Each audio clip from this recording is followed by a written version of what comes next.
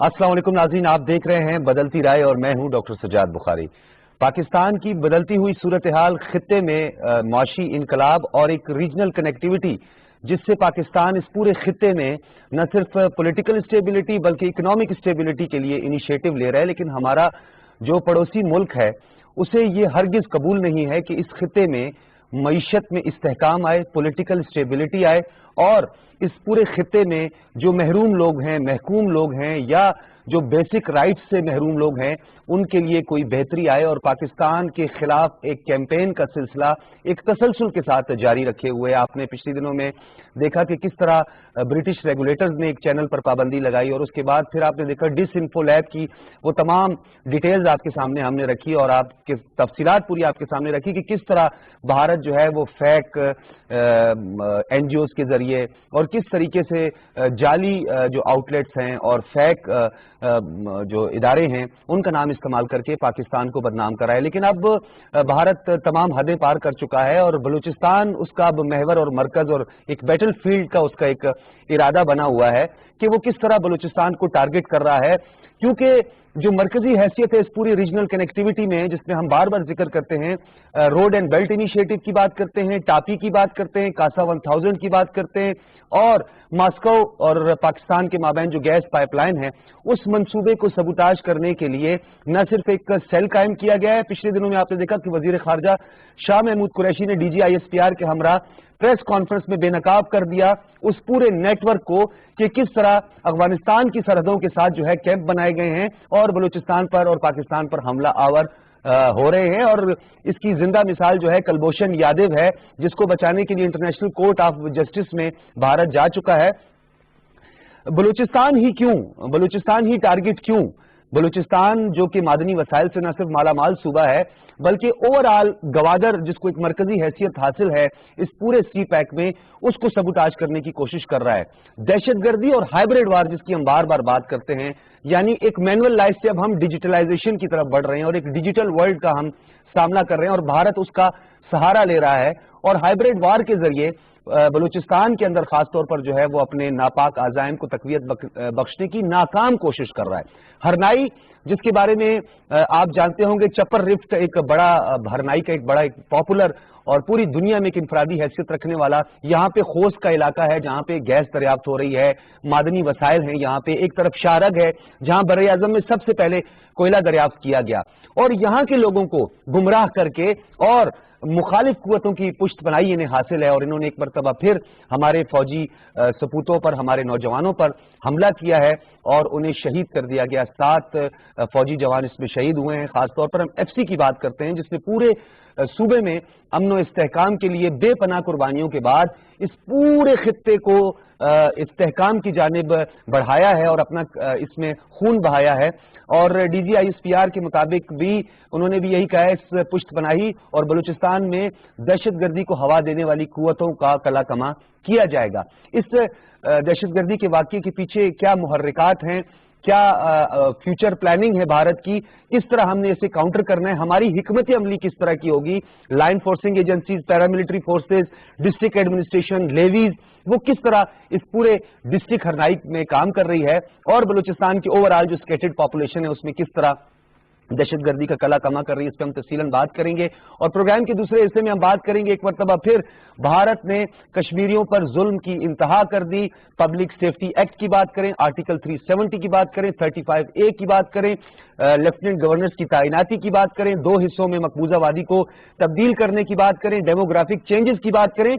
ये तमाम हकायक हमने पूरी दुनिया के सामने रखे। अब तो भारत खुद ये कबूल करने लगा है और 3 कश्मीरियों को शहीद कर दिया है और इन पर पाकिस्तानी दहशतगर्दों का इल्जाम लगाया गया है। और ये 18 जुलाई का वाकया है, जिला शुपियां में ये वाकया हुआ जहां पे 1400 सफात पुलिस ने खुद जमा करवाए हैं और एहलकारों के नाम भी इसमें दर्ज हैं, जिसमें कैप्टन भोनिया भविंदर सिंह हैं اور ان کے دو ساتھی ہیں تابش نذیر اور بلال احمد لون، جنہوں نے ان 3 مزدوروں کو قتل کیا. کس طرح بے رحمی سے ان کا یہ قتل ہوا اس پر بھی ہم بات کریں گے، لیکن سب سے پہلے بلوچستان کے حوالے سے بات کریں گے. اپنے مہمانوں کا تعارف کرواتے چلیں. اس وقت ہمارے ساتھ موجود ہیں ڈاکٹر سلما ملک، کسی تعارف کی محتاج نہیں، آپ بین الاقوامی امور کی ماہر ہیں. ہمارے ساتھ موجود ہیں بشرا رند صاحبہ، آپ مشیر اطلاعات بلوچستان ہیں اور چیئرپرسن ہیں کوئٹہ ڈیولپمنٹ اتھارٹی کی. آپ کا بھی بہت شکریہ تشریف آوری کا. لیفٹیننٹ جنرل ریٹائرڈ نعیم خالد لودھی صاحب بھی کسی تعارف کے محتاج نہیں ہیں، بین الاقوامی امور کے، دفاعی امور کے، سرحدی امور کے، اور بھارت کی اس ہائبرڈ وار کو کاؤنٹر کرنے کے لیے آپ کی جو تجاویز ہیں وہ بڑی ہمارے لیے سود مند اور فائدہ مند ثابت ہوتی ہیں. اور ہم جنرل صاحب آپ سے گفتگو کا آغاز کرتے ہیں. بتائیے سر، ایک مرتبہ پھر بلوچستان دہشت گردی کا جو ہے وہ دہشت گردی کا ایک بہت بڑا واقعہ ہرنائی کے علاقے میں ہوا. آپ تو جغرافیائی طور پر بھی بلوچستان کو آپ کی، کیونکہ آپ کی خدمات بھی رہی ہیں، آپ سمجھتے بھی ہیں، یہ بلوچستان ہی ٹارگٹ کیوں ہے سر؟ جی بہت شکریہ. ایک تو آپ نے مین وجہ بتا دی خود ہی کہ چونکہ وہ سی پیک باقی تمام صوبوں کو بھی فائدہ پہنچائے گا، بلوچستان کو بہت زیادہ فائدہ پہنچانے کا امکان ہے انشاءاللہ. اس کے علاوہ وہاں پر اور ترقیاتی کام جاری ہیں. پھر یہ ہے کہ آپ کو معلوم ہے کہ افغانستان میں اب صورتحال بہتر ہونے کے امکانات پیدا ہوئے ہیں، اور وہیں سے یہ جو نا لوگ آپریٹ کرتے ہیں.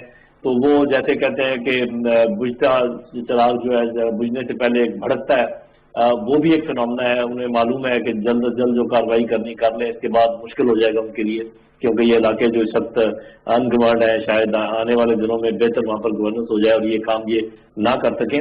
اس کے علاوہ جغرافیائی طور پر بھی یہ دونوں بہنیں بھی میری جانتی ہیں، آپ کو معلوم ہے، ناظرین کو پتہ ہے کہ وہاں پر کھلے چٹیل میدان بھی ہیں، پہاڑی سلسلے بھی ہیں، پتھریلا علاقہ ہے، سڑکیں بہت کم ہیں. تو وہاں پر سرویلنس بہت مشکل ہے، پتہ لگانا. چھوٹے چھوٹے گروہ وہاں آ سکتے ہیں. ابھی آپ کو پتہ ہے سارے جو بارڈر ہے وہ اس پر فینس نہیں لگی ہے. تو یہ معاملے وہاں پر ذرا آسان ہو جاتے ہیں. اور پھر یہ کہ جو کچھ یہ اس کا تعلق پاکستان کی ترقی سے بھی ہے جس کا آپ نے ذکر کیا، اس کا تعلق افغانستان کے امن کی طرف موومنٹ سے بھی ہے، جس میں بھارت روکنے کی پوری کوشش کر رہا ہے. اس کی وجوہات ہم پھر کبھی ڈسکس کر لیں گے، ان کی وجوہات پتہ بھی ہیں. اور پھر جو آسانی ہے اس قسم کے آپریشنز کی دشمن کے لیے بلوچستان میں، اس کے شاخسانے بھی ہیں. اور کچھ ہمارے ناراض لوگ بھی ہیں، بھائی بھی ہیں، جو کہ استفال بھی ہو جاتے ہیں. تو یہ کافی سارے فیکٹرز ہیں جس کی وجہ سے افغانستان ان کا ٹارگٹ بنتا ہے. پھر الٹیمیٹلی آپ کو پتہ ہے گوادر کی اہمیت اور روٹ سارے گوادر کی طرف جاتے ہیں. تو یہ ساری چیزیں اگر ہم ذہن میں رکھیں تو وہ ایک مین چیز ہے. پھر جو شے ملی ہوئی ہے ان کو سپر پاور کا پارٹنر ہونے میں، اسٹریٹجک پارٹنر، اور پھر حال ہی میں جو ان کے ساتھ بی کے ایگریمنٹ ہوا ہے جس میں کہ وہ ایک گاڑی کی نقل و حمل جو ہے اس کے متعلق معلومات حاصل کر سکتے ہیں. اور مجھے یقین ہے کہ یہ معلومات آج کل ان کو مل رہی ہیں. تو یہ کافی سارے فیکٹر ہیں جنہوں نے یہ کام کیا ہے. اچھا، دفاعی طور پر جو چند باتیں میں ایڈ کرنا چاہوں گا کہ مشکل تو ضرور ہے بلوچستان میں اس قسم کی چوکیوں کی حفاظت کرنا، لیکن ناممکن نہیں ہے. تو یہ بھی میں کہوں گا کہ ہمیں تھوڑا سا اپنا نظام بہتر کرنے کی ضرورت ہے، دفاعی طور پر بھی اور مواصلاتی طور پر بھی. نائٹ ویژن جو چیزیں وہ بھی اور وہ ہم کر سکتے ہیں، کوئی ہمارے دسترس سے باہر نہیں ہے. اور آخری بات یہ میں کہتا جاؤں کہ جب تک آپ اینٹ کا جواب پتھر سے نہیں دیں گے یہ کام رکنے والا نہیں ہے. ٹھیک ہے. اچھا جنرل صاحب، بہت مختصر میں آپ سے پوچھوں گا، پھر میں اپنے مہمانوں کی طرف بھی بڑھوں گا. یہ بتائیے گا ہرنائی کا انتخاب، کیونکہ میرا تعلق بلوچستان سے، ان پورے ایریاز میں کام کر چکا ہوں اور میں یہ سمجھتا ہوں کہ بہت اسٹیبل تھا یہ علاقہ، اور فورسز نے جس طریقے سے یہاں پہ کام کیا. ہرنائی آپ کو پتا ہوگا کہ سدھی ہرنائی کے درمیان ایک ریلوے ٹریک تھا جسے 2005 میں تباہ کر دیا گیا. لوگوں کی آمد و رفت کا بھی ذریعہ تھا، کوئلہ اور اس کی رسائی جو ہے اور منڈیوں تک رسائی کے لیے یہ بڑا ایک اہم علاقہ ہے. اس کی اپنی ایک اہمیت بھی ہے. شارد یہاں پہ آپ کو پتہ ہے، خوست جہاں پہ کوئلہ اور اس طرح دیگر معدنیات ہیں، یہاں پر تو بہت اچھا تھا، حالات بہت بہتر تھے. یہ اچانک اس طرح کا واقعہ رونما ہونا، یہ دہشت گردوں کی حکمت عملی کیا ہو سکتی ہے؟ کیا ان کی حکمت عملی کے لیے ہمیں پہلے سے تیار ہونا چاہیے؟ جی، سب سے بڑی حکمت عملی تو یہ ہے کہ یہ تقریباً بلوچستان کے وسط میں بنتا ہے اور بارڈر سے ذرا ہٹ کر ہے. تو اس لیے انہوں نے اپنی رینج بتائی ہے کہ ہم یہاں تک آ سکتے ہیں. آپ کو پتہ ہے کسی علاقے کسی زمانے میں سبی کا شاید حصہ تھا, سبی ڈویژن سبی ڈسٹرکٹ کا, اب وہ الگ ہوئے. اور آپ کو یہ بھی یاد ہوگا کہ اس زمانے میں ہرنائی کی وول بڑی مشہور تھی. اب بعد میں تھوڑا سا ڈاؤن ہو گیا, لیکن بعد میں اس میں بہت پوٹینشیل ہے اس جگہ میں, اور یہ تقریباً ایک ایپی سینٹر بنتا ہے ہر لحاظ سے اگر آپ دیکھا جائے ڈیولپمنٹ کا, جو وہاں پر ہو سکتی ہے. ٹھیک ہے. تو بنیادی طور پہ انہوں نے اپنی رینج دکھانے کی کوشش کی ہے, اور ایسی جگہ کو سیبوتاج کرنے کی کوشش کی ہے جو پیسفل تھی, اور جہاں پر کہ بہت پوٹینشیل ہے. تو ساری جو محرکات ہیں اس کے اگر دیکھا جائے. اچھا, ہم آپ کی طرف آئیں گے اور میں ڈاکٹر سلمیٰ ملک صاحبہ آپ کی طرف بھی آؤں گا, لیکن بلوچستان میں یہ واقعہ ہوا ہے. بشرا ہند صاحبہ سے اس حوالے سے بات کرتے ہیں اور پھر آپ کی طرف بھی بڑھیں گے. بشرا ہند صاحبہ یہ بتائیے گا کہ آپ نے خود دیکھا, آپ خود بھی وہاں پہ موجود تھیں, ایک طرف دہشت گردی کے واقعات بھارت جو ہے وہ لوگوں کو ڈرا دھمکا کے اور بلوچستان میں ایک ایسی کیفیت پیدا کر کے, انتشار کی کیفیت پیدا کر کے یا دہشت گردی کے واقعات کروا کے یہ سمجھتا ہے کہ ہم بلوچستان میں ایکٹیویٹیز, ہیلدی ایکٹیویٹیز کو رکوا دیں گے. کل ایک بہت بڑا سیمینار ہوا جس میں BRSP تھی, اور اس کے علاوہ ہم نے دیکھا کہ بلوچستان انوائرمنٹل جرنلسٹ اس میں شامل تھے, وائس آف بلوچستان, ان سب نے مل کر ایک بہت بڑا سیمینار منعقد کروایا, اور پورے پاکستان سے جرنلسٹ اور فیڈرل منسٹرز وہاں پر آئے. یہاں پہ یہ واقعہ ہوا, اس کے بعد اتنا بڑا ایک سیمینار ہوا, تو بھارت تو اپنے مقاصد میں ناپاک عزائم میں کامیاب تو نہیں ہو سکتا, لیکن اس کے علاوہ بھی بلوچستان حکومت کی اس حوالے سے کیا کارکردگی ہے؟ ڈسٹرکٹ ایڈمنسٹریشن پر انتظامی طور پر اور لیوی سے بڑے سوالات اٹھائے جاتے ہیں کہ ان کی فعالیت بہت زیادہ ضروری ہے, کیا کہیں گی آپ؟ تھینک یو ڈاکٹر صاحب. میں تو سب سے پہلے میں انڈیا کو ایک پیغام دینا چاہوں گی کہ وہ جو اپنے ناپاک عزائم لے کر بلوچستان میں قدم رکھ رہا ہے, بلوچستان کا بچہ آپ کے لیے منتظر ہے. آپ آئیں تو ہم آپ کو منہ توڑ جواب دیں گے کہ بلوچستان کی عوام آپ سے نفرت کرتی ہے. یہ آپ نے جو پیغام پوری دنیا میں پھیلایا کہ بلوچستان کے جو لوگ ہیں وہ آزادی چاہتے ہیں, ہم بالکل آزاد ہیں پاکستان کے ساتھ. 1947 سے ہم اس کا حصہ ہیں اور اس کا حصہ رہیں گے. اس طرح کی جو آپ سرگرمیاں کر رہے ہیں بلوچستان میں, وہ آپ کی اپنی کمزوری شو کر رہا ہے کہ آپ کتنی نیگیٹو, یہ جو ان کی یہ تنظیم ہے BJP, یہ خود ان کی پارٹی جو ہے یہ ایک انڈیا کی انتہا پسند اور نیگیٹو پارٹی ہے. انہوں نے کبھی بھی پازیٹیو کام اپنے انڈیا میں نہیں کیے, یہاں تک کہ انڈیا کے جو لوگ ہیں وہ خود ان سے نفرت کرتے ہیں. جو پازیٹیو لوگ ہیں وہ کبھی بھی ان کو پسند نہیں کرتے, لیکن ان کی یہ کاروائیاں جو ہے اسی لیے کہ الیکشن میں جیت سکیں اور لوگوں سے ووٹ حاصل کرنے کے لیے یہ ان کا بہت بڑا پروپیگنڈا ہے, کیونکہ اب دوبارہ الیکشن آنے والے ہیں جس کی وجہ سے یہ بلوچستان میں یہ کاروائیاں کروا رہے ہیں. بلوچستان کیونکہ ابھی جنرل صاحب کی بات بالکل ٹھیک تھی کہ رقبے کے لحاظ سے بہت بڑا ہے اور اس کو سیکیور کرنا واقعی بہت مشکل ہے, کیونکہ جگہ جگہ جس طرح ہماری یہ چوکیاں ہیں کافی ڈسٹنس پہ ہیں, لیکن ان کو یہ پیغام ہے, ہم سیکیورٹی کے لیے اپنا کام جو کر رہے ہیں صوبے کی جو ہماری گورنمنٹ, اس کے علاوہ میں آپ کو بتا دوں کہ پاک آرمی ہماری الحمدللہ جتنے آپ بھی شہید کر لیں, ہمارے چوکیوں پہ ہمارے یہ جو آرمی آفیسرز ہیں یہ بھی اسی طرح کھڑے رہیں گے, سپاہی بھی رہیں گے اور ساتھ ہم بھی رہیں گے. ہم بھی کبھی ان کو اکیلا نہیں چھوڑیں گے, اور جس طرح انہوں نے شہادتیں دی ہیں وہ کبھی رائیگاں نہیں جائیں گی. اور یہ میرا خیال ہے کہ انڈیا کے لیے ایک بہت بڑا منہ توڑ جواب ہے, کیونکہ ان کے جب فوجی مرتے ہیں تو ان کو کوئی درجہ نہیں ملتا, اور الحمدللہ ہمارے جب فوجی شہید ہوتے ہیں تو ان کو سب سے بڑا ٹائٹل شہید کا ملتا ہے. تو میرا خیال ہے ہم لوگوں کے لیے, مسلمانوں کے لیے یہ ایک بہت بڑی چیز ہے جس سے یہ محروم ہے. اور اللہ اکبر کا جو نعرہ ہے اس میں اتنی طاقت ہے کہ ان کے جو فوجی ہیں وہ آواز سن کے ہی دہل جاتے. تو الحمدللہ پاکستان کی فوج کو نہ کوئی ہرا سکتا ہے, نہ کوئی شکست دے سکتا ہے, نہ ڈرا سکتا ہے, ایون پاکستان کی عوام کو بھی, کیونکہ عوام میں بھی وہی تمام جذبہ پایا جاتا ہے جو ہماری پاک آرمی کے اندر جذبہ ہے. اور پاکستان اسپیشلی بلوچستان کی طرف سے میں یہ پیغام دوں گی کہ بلوچستان کے لوگ بہت پرامن اور محبت کرنے والے لوگ ہیں, مہمان نواز ہیں, اور اس طرح کے لوگوں کو آپ اس طرح پورٹریٹ کر رہے ہیں کہ یہ جو ہے آزادی چاہ رہے ہیں, یہ جنگجو ہیں, یہ مارنا چاہتے ہیں, بالکل ایسا نہیں ہے. یہ ان کی نیگیٹو سوچ ہے اور یہ ان کا پروپیگنڈا انشاءاللہ فیل ہوگا بلوچستان. بالکل ٹھیک. اچھا, اب ڈاکٹر صاحبہ آپ کی طرف آتے ہیں کیونکہ آپ بین الاقوامی امور کو سمجھتی ہیں. اوور آل ہم ایک براڈر اس پہ بات کرتے ہیں کہ اس کا نیگیٹو امپیکٹ تو پوری دنیا میں ہم دیکھ رہے ہیں. پچھلی مہینے جو آپ کے سامنے تفصیلات رکھی, ڈسانفو لیب کی ہم بات کریں, برٹش ریگولیٹرز کی ہم بات کریں, یورپی یونین کی بات کریں, 2 مرتبہ ہم نے دیکھا کہ اقوام متحدہ کے سیکرٹری جنرل نے اس پہ شدید تشویش کا اظہار کیا. پھر ہم نے یہ دیکھا کہ یورپی یونین کا وفد یہاں پر آیا. پچھلے دنوں آپ نے دیکھا کہ کس طرح جو ہے جو ہمارے حملہ آور ہوئے, UN کی گاڑی پہ حملہ ہوا. یہ تمام چیزیں ہونے کے باوجود بھارت جو ہے وہ کس طریقے سے اپنا سافٹ امیج بلڈ کر سکتا ہے, جبکہ ایک طرف وہ دندناتا پھرتا ہے, ایکسپٹ کرتا ہے کہ یہ دہشت گردی کے پیچھے ہم ہیں.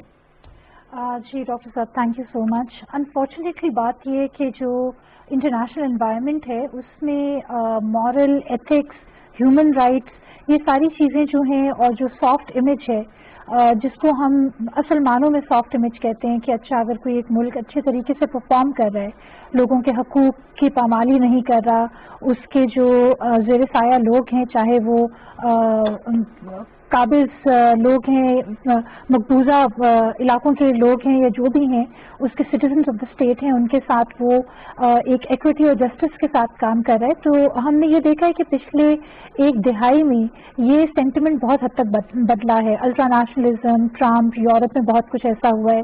ساتھ یہ کہ بہت سارے ملکوں میں جو اکنامک ایک سچویشن تھی, انڈیا وہ واحد ملک تھا یا ان چند گنتی کے ممالک میں تھا جو جیب میں کھلا پیسہ لے کے دنیا سے ہتھیار خریدتے پھر رہے تھے.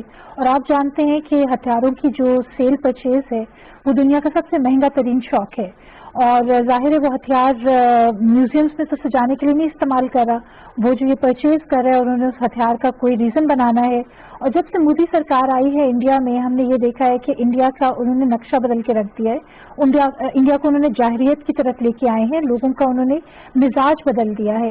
سو انڈیا کا وہ پاکستان کو جو نقصان پہنچانا چاہتے ہیں, جیسے جنرل صاحب نے فرمایا, جیسے ہماری قابل دوست جہاں جو بیٹھی ہیں انہوں نے یہ بات کی کہ بلوچستان میں جتنا بھی وہ ٹارگٹ کریں, پاکستانی اتنے ریزیلینٹ ہیں کہ وہ کسی چیز کو جو ہے حاضر خاطر نہیں لاتے اور ان کا سرتوڑ جواب دیتے ہیں. But at the same time India ایک بہت پرانے ٹیکٹکس کو استعمال کرتا ہے, اپنے کوٹیلین ڈاکٹرن کو وہ جگہ جگہ استعمال کرتا ہے, اور پھر ان ہتھیاروں کے ذریعے اور جو اس کے الائز ہیں ورلڈ وائڈ, تو ان کے ذریعے یہ نقصان پہنچانے کی کوشش کر رہے ہیں. اب اگر ہم انڈیا کے اس ٹیکٹک کو پاکستان کے نظریے میں دیکھتے ہیں, اور اگر ہم یہ کہتے ہیں کہ جی امریکہ کیوں اس کو اجازت دیتا ہے, یا کوئی اس کے الائز جو ہیں کیوں اجازت دیتے ہیں, کیونکہ انڈیا نے ایک بہت بڑا ہوا بنایا ہے چائنا کے نام پہ, اور پھر ظاہر ہے چائنا, سی پیک اور جو سب کچھ وہاں ہو رہا ہے. اور ہم نے یہ بھی دیکھا کہ گزشتہ دنوں میں جو ایران کے ساتھ انڈیا کا معاہدہ تھا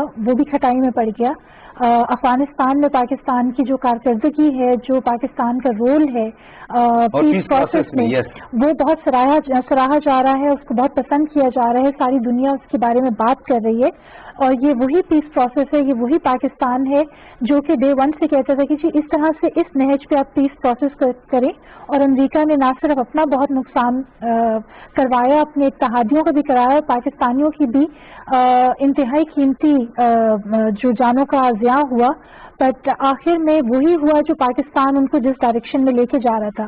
سو یہ ساری چیزیں دیکھتے ہوئے انڈیا کو ہمیشہ لگتا ہے کہ جی پاکستان کہیں بازی نہ لے جائے, تو وہ کوئی نہ کوئی ایسی چیز کرتے ہیں. اور جو جنرل صاحب والی بات ہے وہ EU کرونیکلز کو, اور اس اگر آپ سچویشن کو ساتھ لگائیں تو آپ کو پھر یہ فیلنگ ہوتی ہے کہ انڈیا کا کیونکہ انٹرنیشنل, اور اس میں پاکستان کا کوئی رول نہیں ہے, یہ ایک انٹرنیشنل لیول پہ اس کی سازش بے نقاب ہوئی ہے. تو اس نے یہ دکھانے کے لیے کہ میں ابھی بھی بہت طاقتور ہوں, اور میں آپ کے ان دا ہارٹ لینڈ بیٹھا ہوا ہوں بلوچستان کے, اور میں پاکستانی نیشنلز کو استعمال کر سکتا ہوں, یا ان کے نام پہ ایسی کارروائیاں کر سکتا ہوں, اعتراف بھی کیا ہے. تو وہ یہ ساری چیز اس ڈائریکشن میں ہے. تو جیسے ہماری دوست نے فرمایا کہ پاکستان نے بہت قربانیاں دی ہیں, اور ہم مزید بھی دیتے رہیں گے اگر وطن کو ہم نے بچانا ہے, اور اپنی دھرتی کو ہم نے اس طرح کے ناکام عزائم سے جو ہے پاک کرنا ہے.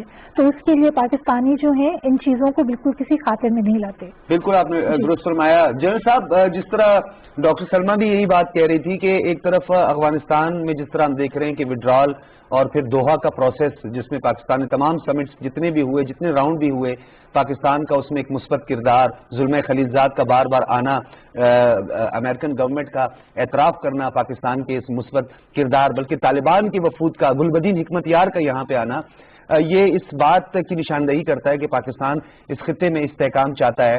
سر، ایک طرف وڈرال ہونا ہے 4500 اراؤنڈ، ابھی وہاں پہ امریکی فوجی موجود ہیں، اور طالبان کا بھی ایک ڈیڈ لاک اور سیز فائر نہ ہونے کی ایک وجہ صرف اور صرف یہ ہے کہ وہ مکمل وڈرال کی خواہش مند ہیں، اور میرے خیال میں سب اس پورے جتنا بھی راؤنڈ ہوا اس میں ان کی یہ سب سے پہلے ان کا یہ نقطہ رہا کہ جب تک مکمل وڈرال نہیں ہوتا تو ہم سیز فائر کی طرف نہیں جائیں گے.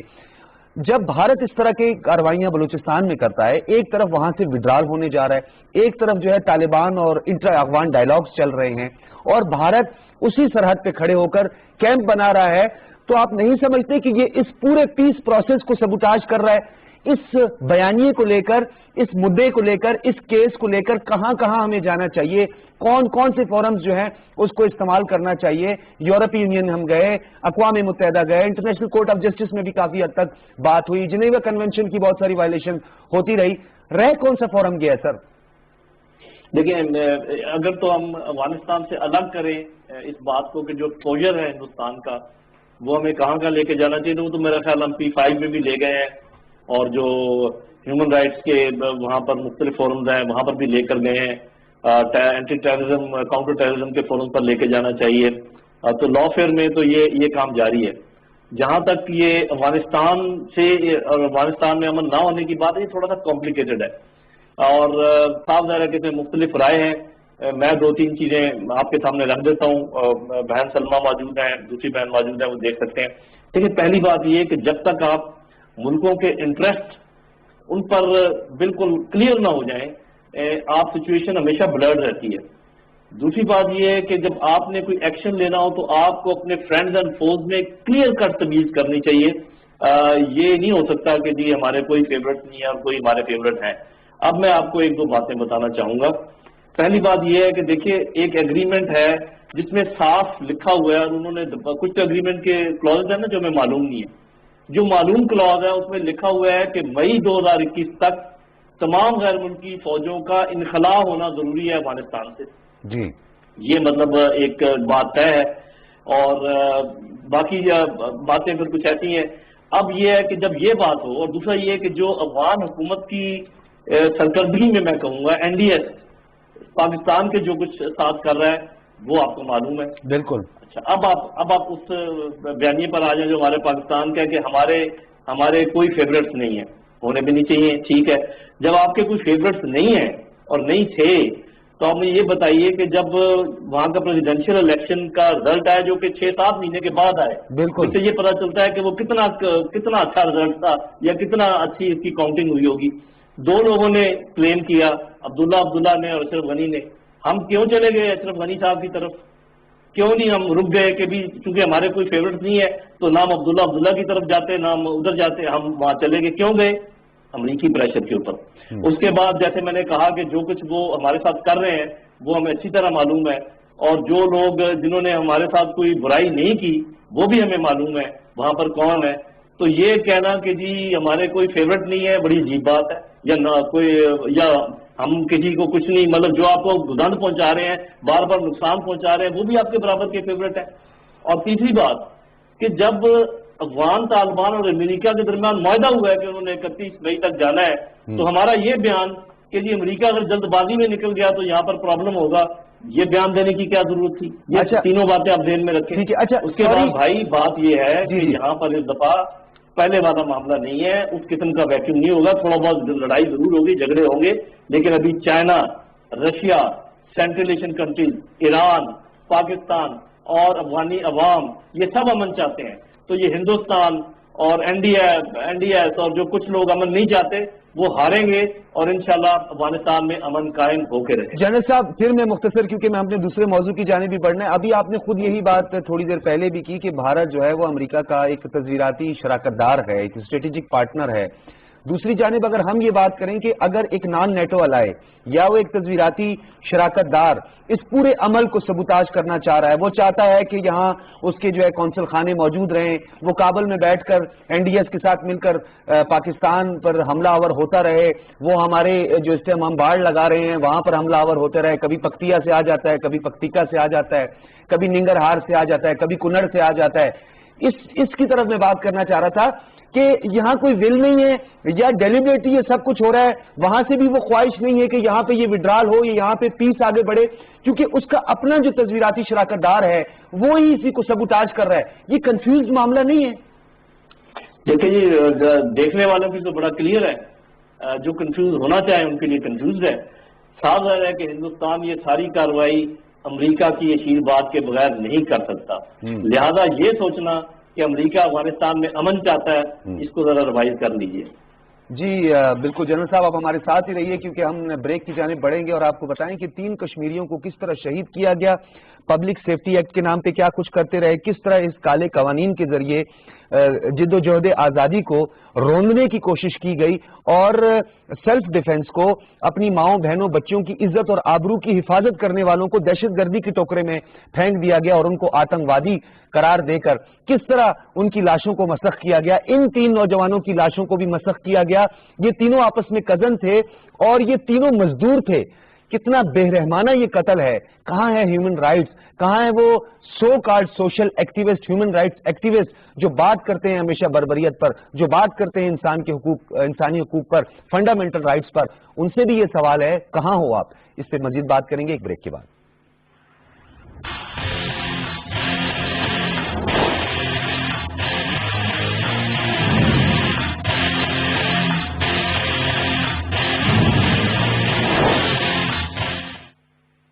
نکلے ہیں کامیابی کی راہ پر اور ہیں اپنے پیاروں سے دور، بینک الفلاح کرتا ہے انہیں سلام. Bank Alfalah, the way forward. فوری خبر ہو، رائے یا تجزیے، ڈیجیٹل دنیا میں آپ کے ساتھ ساتھ پی ٹی وی نیوز کی سوشل میڈیا پلیٹ فارمز پر بڑھتی مقبولیت، ٹاک شوز، خصوصی رپورٹس اور آگہی کے پیغامات کی فوری رسانی کے لیے پیش P T V news Facebook account پر 30 لاکھ فالوورز مکمل. ہم پر اعتماد کرنے اور جڑے رہنے پر آپ کا شکریہ. پی ٹی وی نیوز، درست ہر وقت بر وقت.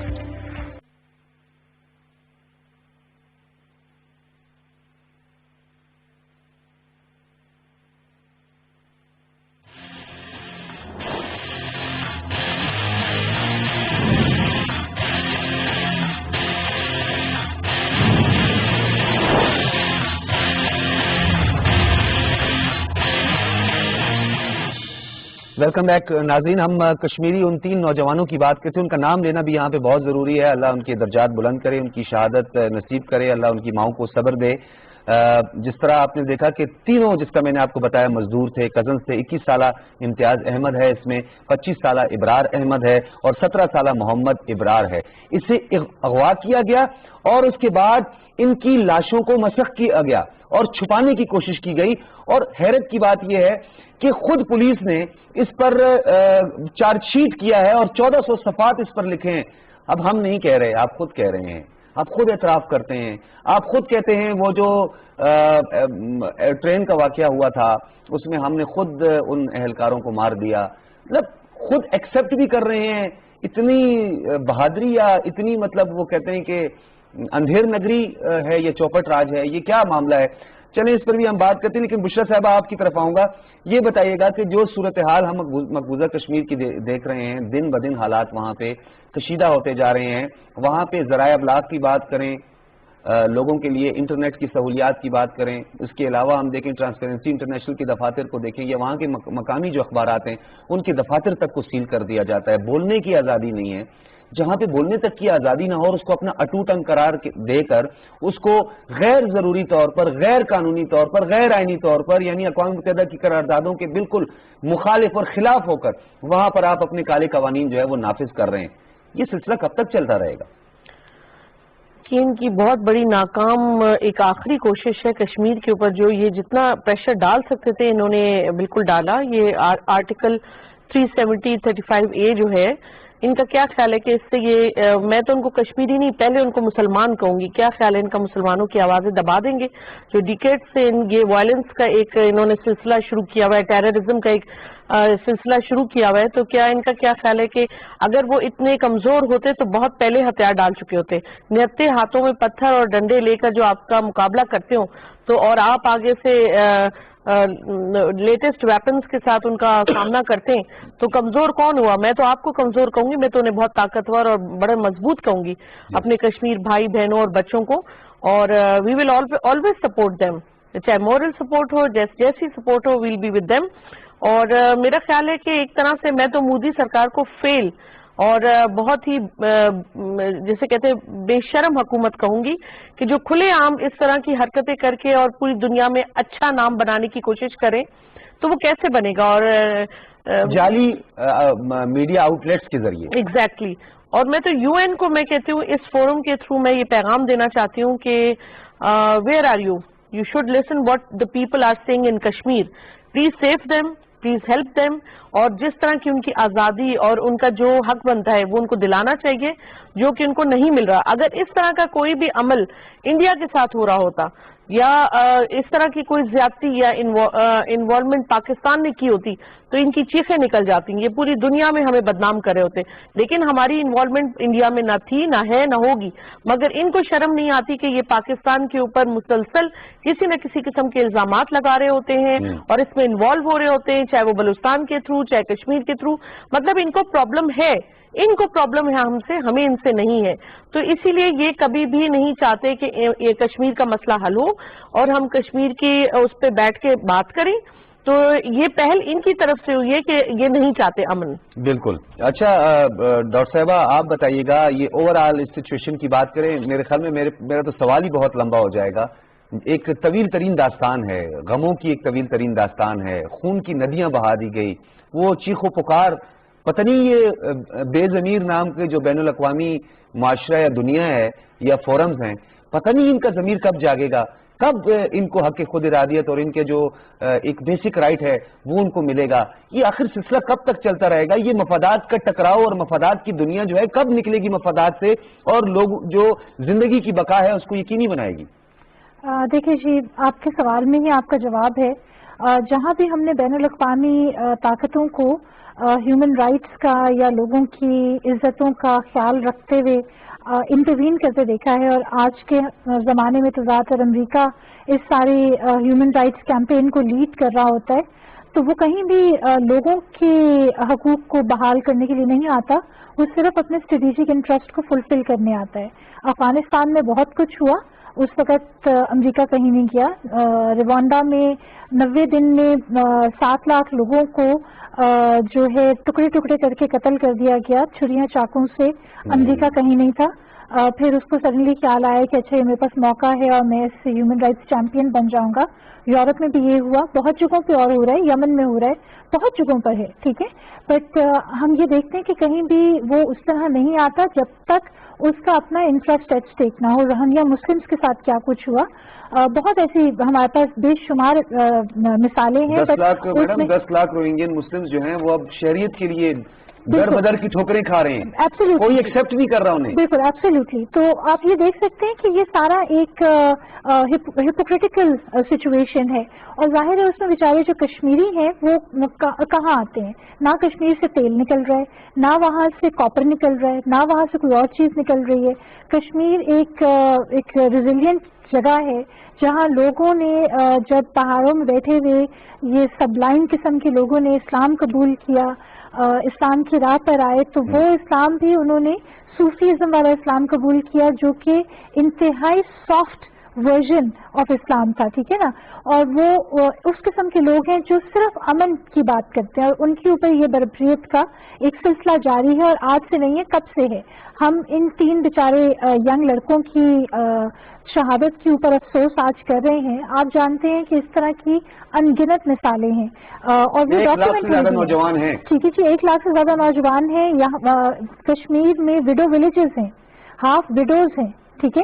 اور ہم یہ بھی جانتے ہیں کہ جب پریزیڈنٹ بل کلنٹن 2000 میں انڈیا آئے تھے اپنے پہلے ٹرپ پہ، تو انڈیا نے اسٹیج کیا تھا اور چھٹی سنگھ پورہ میں انہوں نے سکھوں کا میسیکر کیا تھا، اور جو لوگ بچ گئے تھے انہوں نے یہ بیان دیا تھا کہ وہ جو لوگ ہمیں مارنے آئے تھے وہ ملیٹنٹس نہیں تھے، وہ ایکچولی فوجی تھے، کیونکہ ان کے بوٹس فوجیوں والے تھے، ان کے کپڑے فوجیوں والے تھے، جو ویپن استعمال ہوا تھا وہ ملٹری گریڈ ویپن استعمال ہوا تھا. بٹ امریکہ ان سارے شواہد تھے ان کے باوجود انہوں نے پاکستان کو مورد الزام ٹھہرایا، کیونکہ اٹ سوٹس دیم. ٹھیک ہے، وہ اس لیے سوٹ کرتے ہیں کیونکہ امریکہ کی جو ملٹری انڈسٹری ہے اس کو پیسہ چاہیے، انڈیا پیسہ دیتا ہے. انڈیا نے امریکہ کے ہم رشیا کے بارے میں بات کرتے ہیں، جو ٹرمپ ایڈمنسٹریشن کی انہوں نے الیکشنز کو ٹیمپر کیا ہے، جتنا پیسہ انڈیا کے جو نیشنلز ہیں NRIs جن کو کہا جاتا تھا، جتنا پیسہ وہ امریکہ کے الیکشن میں پل کرتے ہیں، چاہے وہ ڈیموکریٹس ہوں چاہے وہ ریپبلکنس ہوں، تو جو لابیسٹ کا رول جس کا وہاں استعمال ہوتا ہے، ایکسپلائٹ ہوتا ہے، تو اس کی تو مثال ہی کوئی نہیں ہے. اور again I go back to the EU Chronicles کہ وہ تو it's a tip of the iceberg, اور اس میں انہوں نے یہ بھی کہا ہے کہ جی ہمارے پاس اس طرح کے ایویڈنس ہیں کہ ان کو ہم بیک نہیں کر سکتے، کیونکہ ان کا جو ایویڈنسز تھے وہ مٹا دیے گئے ہیں، چھپا دیے گئے ہیں. تو ظاہر ہے یہ کوئی چھوٹی سی چیز نہیں ہے، this is a network, it's a cabal of countries جو یہ چیزیں کر رہی ہیں. آپ کیا کہیں گے، یہ ڈپلومیٹک وار ہے؟ یہ ڈپلومیٹک وار ہے، یہ جی ہائیبرڈ وار ہے. پاکستان جہاں مار کھا رہا ہے وہ یہ ہے کہ پاکستان یہ جانتا ہے کہ انڈیا کتنا شاطر ہے، انڈیا کیا کر رہا ہے. پاکستان یہ بھی جانتا ہے کہ اس کے الحاقی ممالک، اس کے دوست کون ہے، کیا کر رہے ہیں، کس طرح ہے. بٹ پھر بھی پاکستان ایک ٹرسٹ گیم میں پڑا ہوا ہے کہ نہیں، حالات اتنے خراب نہیں ہو سکتے. I mean, what I technically mean to say here is کہ جب آپ کو پتا ہے کہ افغانستان کی سرزمین کو بھی پاکستان کے خلاف استعمال کیا جا رہا ہے، NDS is as good or bad as raw. ٹھیک، آپ یہ جانتے ہیں کہ وہ آپ کے ملک میں آ کے بلوچستان کے واقعے کو اگر ہم سامنے رکھتے ہیں، LOC کو لے آتے ہیں، کبھی وہ سرجیکل اسٹرائکس کی بات کرتے ہیں، ابھی ہم سرجیکل اسٹرائکس کو مینج کر رہے ہوتے ہیں تو وہ ہر نئی میں اٹیک کر دیتے ہیں. تو انہوں نے ایک وہ جو آپ کہہ سکتے ہیں کہ چوکڑی کھیل رہے ہیں. تو اس چیز کے لیے پاکستان کو اپنے آپ کو پریپیئر کرنے کی ضرورت ہے اور اگریسو ڈپلومیسی کی ضرورت ہے، کیونکہ ہائیبرڈ اپروچ کس طرح کی ہونی چاہیے، نوعیت کیا ہونی چاہیے؟ اگریسو اپروچ یہ ہے کہ سفارتکاری ہی کر سکتے ہیں نا. دیکھیے جی، EU Chronicles جیسی جب چیز آئی ہے تو پاکستان کو یہ چاہیے کہ اس چیز کو میکسیمم ایکسپلائٹ کریں اور لوگوں کو بتائیں کہ ANI اور یہ وہ.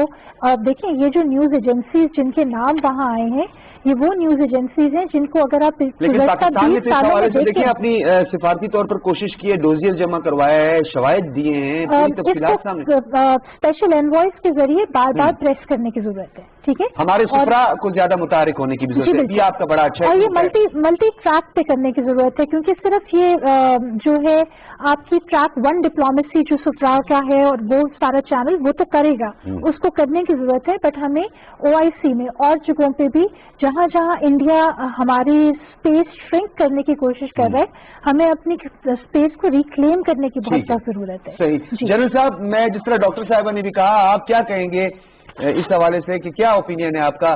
میں آپ کی جذبات کی بہت قدر کرتا ہوں سر، آپ کے ایکسپیرینس جو ہے اس سے ہم استفادہ بھی بہت کرتے ہیں. ایگریسو اپروچ کس طرح کی ہونی چاہیے، کس نوعیت کی ہونی چاہیے؟ کیا ہم چڑھ دوڑیں، یا ایگریسو اپروچ ہماری یہ ہونی چاہیے کہ جو ہمارے P5 کے 2 بڑے اچھے دوست ہیں، بیجنگ اور ماسکو کو زیادہ سے زیادہ انگیج کر کے انہیں ہم کہیں کہ آپ ہمارے لیے ایک ایگریسو اپروچ اپنائیں؟ آخر فارمولا کیا ہونا چاہیے؟ جی بہت شکریہ. پہلی بات تو یہ کہ میں جو بھی کہوں صاف ظاہر ہے کہ وہ ایک فوجی ذہن کی اس کی ایکسپریشن ہوگا، لہذا اس کو آپ ایز اے سولوشن نہیں کہہ سکتے، لیکن اس کو باقی سولوشن کے ساتھ ملا کے آپ ایک مربوط سولوشن بنا سکتے ہیں. دیکھیے ڈاکٹر صاحبہ نے خود بتا دیا کہ کتنے ہی صحنات ہیں دنیا میں جس پر کوئی جو نہیں رینگی جب تک کہ کوئی ان کا اپنا انٹرسٹ نہ ہو. تو اس کا یہ مطلب ہوا کہ بیسیکلی ان کے انٹرسٹ کی بات ہے، واقعات کی بات نہیں ہے. آپ ڈپلومیٹکلی جو بھی کچھ کر لیں، میں تو کہتا ہوں ابھی تک بھی بہت اچھا کیا ہے، اس کے علاوہ بہت بھی کچھ کر لیں، الٹا بھی لٹک جائیں یہ میں صرف معذرتاً کہہ رہا ہوں، تو تب بھی کچھ نہیں ہونے کا. جہاں تک کہ اگر آپ یہ انتظار کر رہے ہیں کہ بین الاقوامی بڑے ملک آ کے بھارت پر کوئی دباؤ ڈالیں گے یا آپ کے مسائل حل کریں گے، تو پھر آپ ہسٹری سے سیکھ نہیں رہے. مطلب آپ یہ دیکھ لیجئے کہ بھی آپ کے سامنے جو مسائل حل ہوئے ہیں وہ کنہوں نے کیے ہیں اور کیسے کیے ہیں.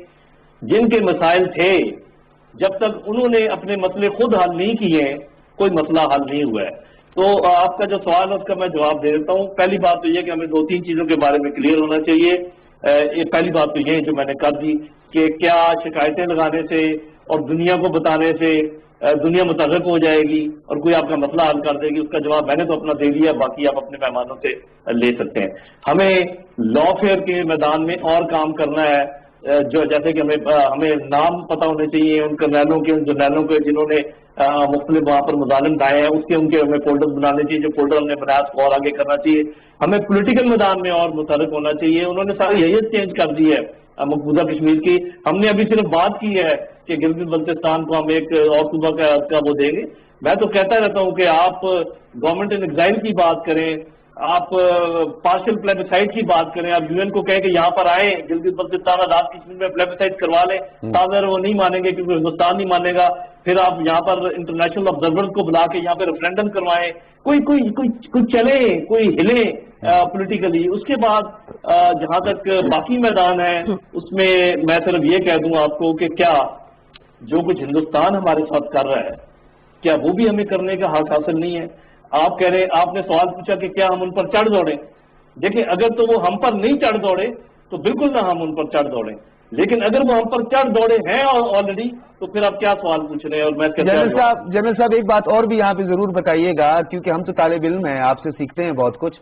یہ بتائیے گا سر کہ اکنامک اسٹیبلٹی بھی تو کچھ ہوتی ہے. آپ نے خود بھی کہا مفادات کی دنیا ہے، تو اکنامک اسٹیبلٹی نہیں سر، اکنامک اسٹیبلٹی میں ہماری ایک تصویراتی اہمیت ہے. ہمارا جغرافیائی طور پر دیکھیں جہاں ہم بیٹھے ہیں ہماری ایک امپورٹنس ہے.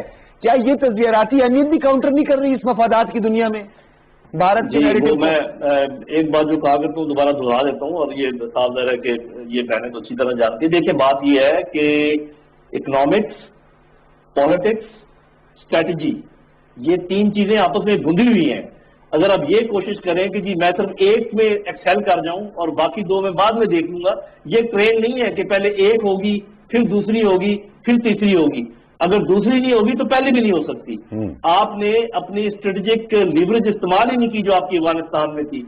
آپ افغانستان میں ان کی مدد کرتے رہے، ٹھیک ہے ہمیں بھی ضرورت تھی افغانستان میں پیس کی، اور وہ آپ کے اوپر IMF کو بھی چڑھاتے رہے، آپ کے اوپر FATF کو بھی چڑھاتے رہے. ہندوستان جو ان کا حلیف تھا وہ بھی وہاں پر کرتا رہا مداخلت. آپ نے ایک دفعہ نہیں کہا کہ جی ہم نہیں آپ کی مدد کر سکتے کیونکہ آپ ہماری کوئی مدد نہیں کر رہے.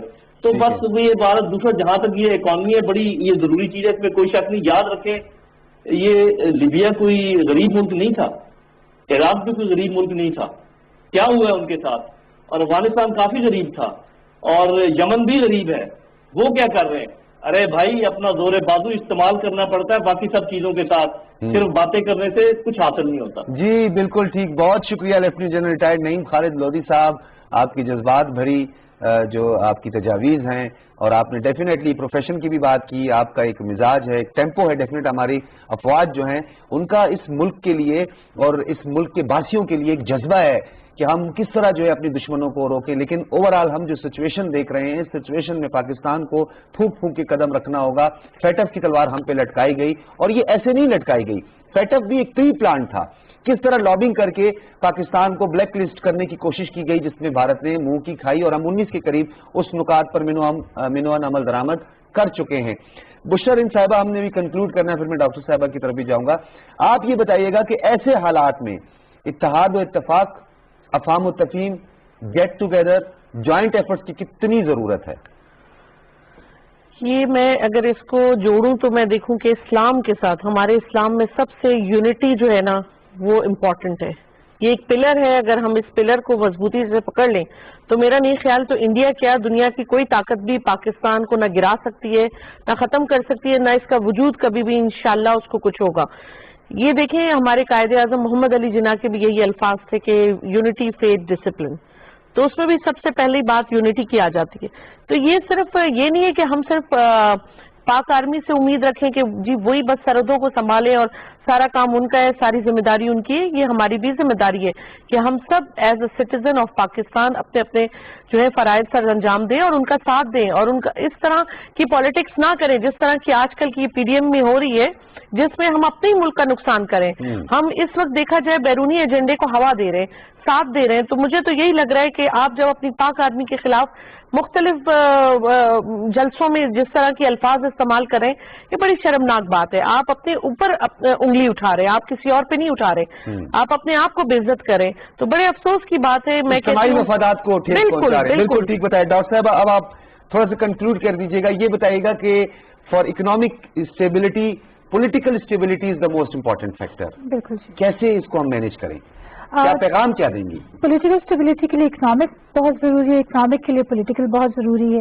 ये सारी चीजें इंटरवेडेड हैं, और उसके लिए अगर हमने दुनिया में अपने आप को सामने लेके आना है तो हमें इन दोनों चीजों को साथ साथ चलाना पड़ेगा। बिकॉज अगर पाकिस्तान इंटरनली वीक होगा तो उसकी इंटरनल वीकनेस को हर कोई एक्सप्लॉइट करेगा, और हर कोई कमजोर तरीन जो मुल्क है वो हमें नजरें आंखें दिखाएगा। सो हमें जो बहुत सख्त जरूरत है वो ये है कि जैसे बलूचिस्तान हो गया, गिलगित बल्तिस्तान हो गया, गिलगित बल्तिस्तान से सीपेक पाकिस्तान में आ रही है और बलूचिस्तान पे कल्मिनेट हो रही है। ये दो हमारे बहुत इंपॉर्टेंट जोन्स हैं जिनको इंडिया इस्तेमाल कर रहा है। खासतौर पे उसने इनको ग्राउंड जीरो कंसिडर किया हुआ है कि यहाँ मैक्सिमम टारगेटिंग करे। और आप ये देख सकते हैं कि पिछले 1 साल से जब से कश्मीर वाला कहानी शुरू की है इंडिया ने, तो बलूचिस्तान और गिलगित बल्तिस्तान में, खासतौर पर बलूचिस्तान पे उनका बहुत ज्यादा टारगेट है, फिर से अटैक शुरू हो गए। सो हमें बलूचिस्तान को खासतौर पे एक जोन ऑफ अपॉर्चुनिटी बनाने की जरूरत है, शॉर्ट टर्म से लेके मीडियम टर्म से लेके लॉन्ग टर्म के लिए। वहाँ पढ़ाई को लेकर आए, वहाँ स्किल डेवलपमेंट करें। जो एक मेरी बलूचिस्तान के पार्लियामेंटेरियन से गुफ्तगू हो रही थी, तो उसमें हम ये कह रहे थे कि ये देखें कि बलूचिस्तान में मिनरल्स हैं, तो जो वहाँ के लोकल्स हैं जिनके पास ग्राउंड नॉलेज है, जिनके आबाओ अजदाद मिनरल्स को जर्रे से पहचान लेते हैं कि नीचे पहाड़ के नीचे कौन सा मिनरल पाया जाएगा, तो उन स्किल्स को एजुकेशन के साथ वेट करें। डॉक्टर साहबा, मैं आपको ये बताता चलूं कि पाक आर्मी की जानिब से भी वहाँ पे इंस्टीट्यूशन बनाए गए हैं, माइन मिनरल इंस्टीट्यूशन बनाया गया है, और वहीं के लोगों को ट्रेन किया जा रहा है इसी माइंस के लिए एक्सपर्ट। और इसी चीज को लेके इंडिया परेशान है, तो हमें इन चीजों को मजीद एक्सप्लॉइट करने की जरूरत है। और जैसे जैसे इन वीक जोन्स को हम डेवलप करते चले जाएंगे, अनफॉर्चुनेटली इंडिया की हरकतें बढ़ेंगी, पर हमें फिर हर तरफ से चौकन्ना रह के उनके अटैक्स को थ्वॉट करने की बहुत सख्त जरूरत है। बहुत शुक्रिया आपका डॉक्टर सलमा मलिक साहबा, बुशरा रिंद साहबा, आप हमारे स्टूडियो में थी और स्काइप पे हमें ज्वाइन किया था lieutenant general retired Naeem Khalid Lodhi. आप तीनों का बहुत शुक्रिया। इजाजत दीजिए, अल्लाह हाफिज।